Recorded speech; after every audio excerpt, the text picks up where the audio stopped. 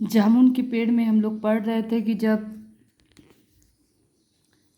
दबा हुआ आदमी शायरी बोलता है तो माली को आश्चर्य होता है कि क्या तुम शायर हो। उसके बाद ये खबर साहित्य कल्चरल डिपार्टमेंट तक पहुंचती है और वहाँ के जो सेक्रेटरी हैं वो दबे हुए आदमी से मिलने आता है और उसको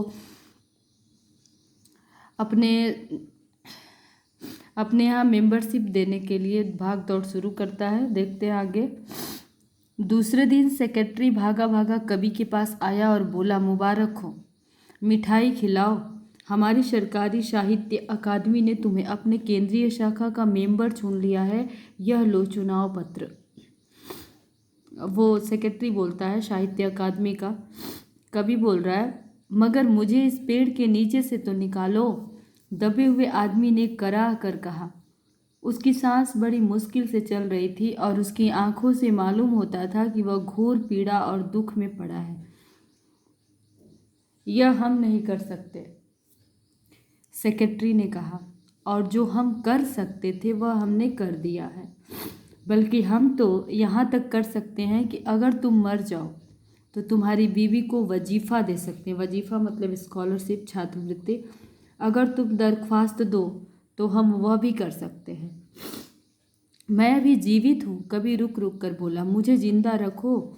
मुसीबत यह है, सरकारी साहित्य अकादमी का सेक्रेटरी हाथ मलते हुए बोला, हमारा विभाग सिर्फ एक कल्चर से संबंधित है। पेड़ काटने का मामला कलम दावात से नहीं,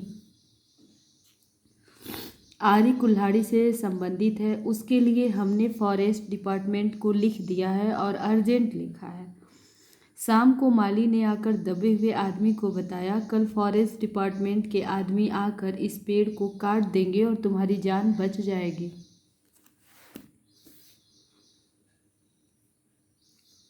माली बहुत खुश था। दबे हुए आदमी का स्वास्थ्य जवाब दे रहा था, मगर वह किसी न किसी तरह अपने जीवन के लिए लड़े जा रहा था।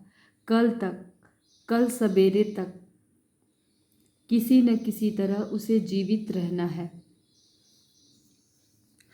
दूसरे दिन जब फॉरेस्ट डिपार्टमेंट के आदमी आरी कुल्हाड़ी लेकर पहुंचे तो उनको पेड़ काटने से रोक दिया गया। मालूम हुआ कि विदेश विभाग से हुक्म आया था कि इस पेड़ को न काटा जाए। कारण यह था कि इस पेड़ को 10 साल पहले पिटोनिया राज्य के प्रधानमंत्री ने सेक्रेटेरिएट ने लॉन में लगाया था।